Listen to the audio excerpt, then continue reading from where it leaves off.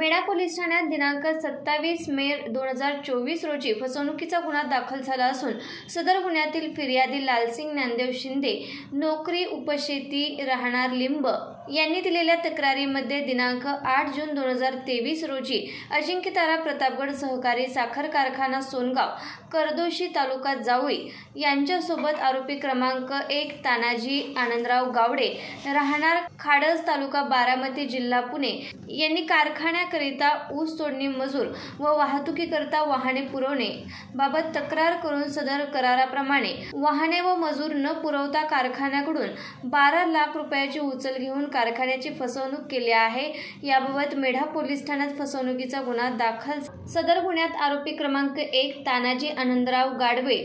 राहणार खाडज, तालुका बारामती, जिल्हा पुणे यास मेढा पोलीस ठाण्याचे सहाय्यक पोलीस निरीक्षक पृथ्वीराज ताटे यांच्या मार्गदर्शनाखाली तपास अधिकारी पाटील यांनी यांच्यासोबत पोलीस कचरे, पोलीस कॉन्स्टेबल इंगवले यांनी सदर आरोपी तानाजी आनंदराव गावडे यास खांडस, तालुका बारामती, जिल्हा पुणे येथून अटक केली आहे।